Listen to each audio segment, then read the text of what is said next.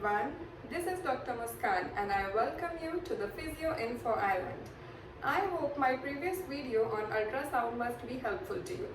So today I welcome you in this video for the furthermore components of ultrasound. So let's begin with the video. So after learning about the production of the ultrasonic waves, let's discuss about the frequency. मैंने आपसे पहले भी discuss किया है कि जो हमारी treatment frequency है अल्ट्रासाउंड की मशीन में, उनमें से मोस्ट कॉमनली हम 1 मेगाहर्ट्ज एंड 3 मेगाहर्ट्ज को यूज़ करते हैं। अब ये सिर्फ नंबर्स नहीं है 1 एंड 3, इनका एक क्लिनिकल सिग्निफिकेंस भी है। 1 megahertz it is more used for deep seated structures. जब भी हमें डीप टिश्यू हीलिंग करनी है, डीपर स्ट्रक्चर्स तक अपनी अल्ट्रासोनिक जो वेव्स है उसको पहुंचाना है, तो वहाँ पे हम 1 मेगाहर्ट्ज को यूज़ करते हैं। Whereas 3 megahertz is more superficial. ये सुपरफिशियल लेयर्स तक ही वर्क करती है बिकॉज जो इसकी फ्रीक्वेंसी है वो ज़्यादा है। जितनी ज़्यादा फ्रीक्वेंसी होगी उतनी ही कम उसकी पेनिट्रेशन होगी। Okay, so 1 megahertz it can go beyond like 2 to 2.5 centimeters. Okay, but the 3 megahertz इसमें जो अल्ट्रासोनिक वेव्स हैं, जो मेजर पोर्शन है of the ultrasonic waves, it will reach up to 2 centimeters.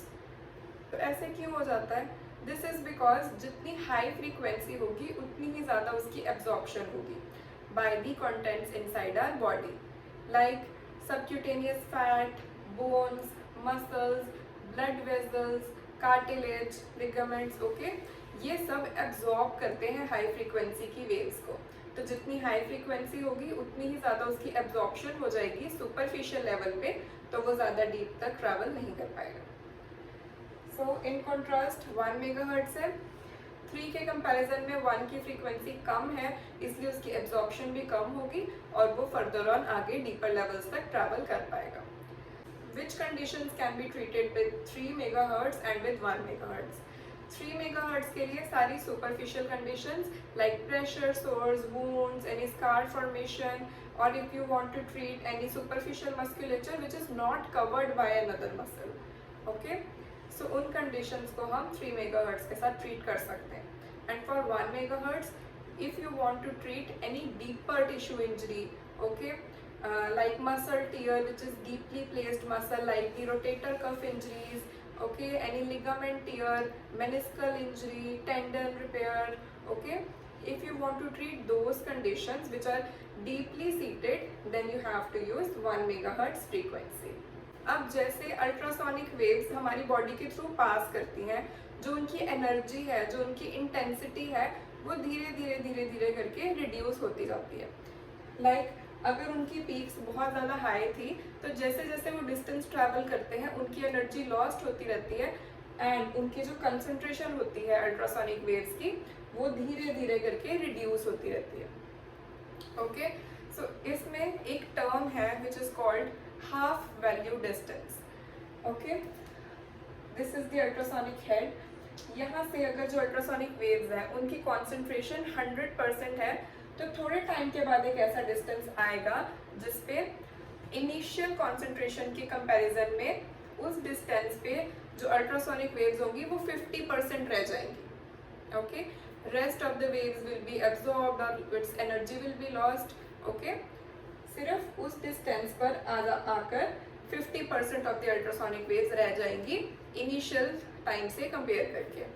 अब जो हाफ वैल्यू डिस्टेंस है, अगर हम फ्रीक्वेंसी के बेसिस पे कंपेयर करें, 1 मेगाहर्ट्ज में डीपर पेनिट्रेशन है, तो उसका जो हाफ वैल्यू डिस्टेंस है वो भी थोड़ा लेट आएगा। ओके, तो हाफ वैल्यू डिस्टेंस थोड़ा ज़्यादा होगा, it will be 4 centimetres. But इन 3 मेगाहर्ट्ज में जो पेनिट्रेशन है वो कम है, इसलिए इसका हाफ वैल्यू डिस्टेंस पहले ही आ जाएगा, it will be more superficial, it will be 2 centimetres. Okay, now let's talk about the wave pattern. ये हमारा अल्ट्रासाउंड का हेड है। ओके, हेड के नियर जब अल्ट्रासोनिक वेव्स प्रोड्यूस होना स्टार्ट होती हैं तो वो बहुत नॉन यूनिफॉर्म मेथड से प्रोड्यूस होती हैं। Okay, they will be irregular and non uniform. Okay, this means कहीं पे भी पीक्स बन रही हैं, कहीं पे भी क्रेस्ट है, कहीं पे भी ट्रफ है। ओके, तो कुछ वेव्स ए फेजिक होंगी एंड कुछ फेजिक होंगी। What is aphasic and phasic? This is a wave, okay? ये एक वेव है, इसके ऊपर जो दूसरी वेव आ रही है, it can be in this manner और it can be like this, okay? अगर ये ऑपोजिट डायरेक्शंस पे एक दूसरे के साथ क्रॉस होती है तो उसकी पोलैरिटीज कैंसिल हो जाती हैं, तो ये वेव यहीं पर ही कैंसिल हो जाएगी, okay? This is aphasic. Now if one wave is like this and other wave जो उसको सुपर इम्पोज कर रही है वो भी सेम डायरेक्शन की है, तो ये डबल हो जाएगा and this wave will be propagated further on. So this is a phasic wave. तो जब अल्ट्रासोनिक वेव्स प्रोड्यूस होना स्टार्ट होती हैं तो वो नॉन यूनिफॉर्म होती हैं और बहुत इरेगुलर होती है, ओके? एंड जब ये प्रोड्यूस होना स्टार्ट होती है एक बहुत सिलिंड्रिकल पैटर्न में ये फर्दर ऑन ट्रैवल करती हैं, ओके? फेजिक वेव्स जो होती हैं वो फर्दर ऑन ट्रैवल करती हैं एक स्ट्रेट पाथ में. अब जैसे वो आगे ट्रैवल करती हैं it will be start to become more regular but they will spread apart. वो ज़्यादा एरिया कवर करना स्टार्ट कर देती हैं क्योंकि उनकी एनर्जी भी लॉस हो रही है, तो अब वो ज़्यादा सेग्रीगेटेड होती है और वो स्कैटर होना स्टार्ट कर देती हैं. अब जो एरिया जिसमें हमारी वेव्स नॉन यूनिफॉर्म है एंड एक सिलिंड्रिकल पैटर्न में मूव कर रही है, it is also known as near field और फ्रेस्केल जोन, ओके? अब ऐसा एरिया जहाँ पर अल्ट्रासोनिक वेव्स स्प्रेड होना स्टार्ट हो गई है, बहुत ज़्यादा यूनिफॉर्म हो चुकी हैं, उसे हम बोलते हैं फार फील्ड और Fraunhofer zone, okay? Now let's talk about the near field. ऐसी फील्ड जिसमें हमारी जो वेव्स हैं वो बहुत ज़्यादा कंजस्टेड हैं और बहुत ज़्यादा फ्रीक्वेंट है, नॉन यूनिफॉर्म है, इरेगुलर है, उसे हम कैसे कैलकुलेट करते हैं? It is calculated by the formula r square divided by wavelength, okay? इसमें जो r है ये हमारे अल्ट्रासाउंड के हेड का रेडियस है, okay? And it is also written in this form r square multiplied by frequency because 1 divided by wavelength is frequency, okay? तो हम इसको ऐसे भी लिख सकते हैं, this is the frequency of the ultrasonic waves, right? So इससे हम क्या इंटरप्रेट करते हैं? अगर अल्ट्रासाउंड का जो हेड है उसका रेडियस ज़्यादा है तो नियर फील्ड भी ज़्यादा होगी. ऑल्सो अगर फ्रीक्वेंसी ज़्यादा है तो नियर फील्ड फिर से ज़्यादा होगी, okay?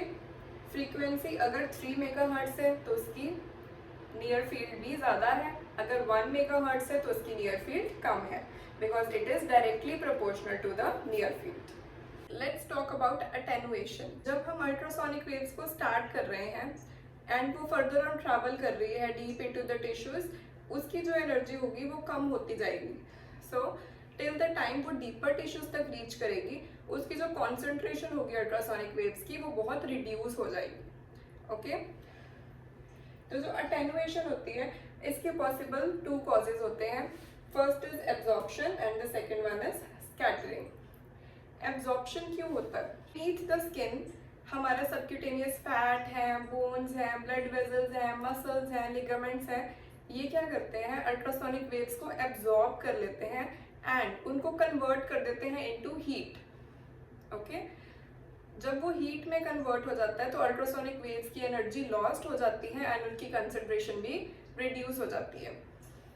The second reason is that जितने भी हमारे बॉडी में स्ट्रक्चर्स हैं which are rich in protein and they have less water content, वो एब्जॉर्प्शन ज़्यादा करेंगे, ओके? लाइक हमारे मसल्स, उनके अंदर कोलेजन फाइबर्स जो हैं वो रिच हैं, प्रोटीन्स रिच हैं, तो वो हमारी अल्ट्रासोनिक वेव्स को ज़्यादा एब्जॉर्ब करेंगे, okay? Like cartilage, tendons, ligaments, okay? They all are rich in collagen fibres, so they will absorb them more, okay? Now comes scattering. Scattering क्या होता है? जब भी हमारी अल्ट्रासोनिक वेव्स ट्रैवल करती हैं और एक ऐसे स्ट्रक्चर के साथ हिट करती हैं जिसका इम्पिडेंस बहुत ज़्यादा हाई है. Impedance means resistance. उसका रेजिस्टेंस अगर बहुत हाई है तो इट विल स्कैटर, ओके? या तो वो रिफ्लेक्ट बैक हो सकती है और it will change its path. जोन सी वेव्स हमारी डेविएट ही हो गई, वो हमारे टारगेट टिश्यू को कोई बेनिफिट नहीं दे पाएंगी, so this is called scattering, okay? So under our skin we have subcutaneous fat, muscles and bones. जब हमारी अल्ट्रासोनिक वेव्स पास कर रही हैं तो फैट थोड़ी सी एब्जॉर्प्शन करेंगे बिकॉज उनके अंदर कोई भी प्रोटीन का कंटेंट नहीं है and it is rich in water. Okay, so fat में थोड़ी सी एब्जॉर्प्शन होगी. It will further proceed the ultrasonic waves to muscles. जो एब्जॉर्प्शन है वो काफ़ी ज़्यादा होगी because it is rich in protein and collagen fibres, right. After the musculature it will further proceed to bones. Bones में जो concentration होगी वो काफ़ी रिड्यूस हो जाएगी बिकॉज बोन्स एब्जॉर्ब भी करेंगे एंड स्कैटर भी करेंगे. ओके, अल्ट्रासोनिक वेव्स को bones will absorb as well as scatter the ultrasonic waves. तो बोन्स की काफ़ी ज़्यादा हाई इम्पिडेंस है, इसकी वजह से जो अल्ट्रासोनिक वेव्स की कॉन्सेंट्रेशन है वो बहुत ज़्यादा रिड्यूस हो जाएगी. I hope you enjoyed this video and it was quite helpful to you. In the upcoming video, I will be discussing the physiological effects of ultrasound, which will include thermal, non-thermal and biological effects. Stay tuned for the upcoming video.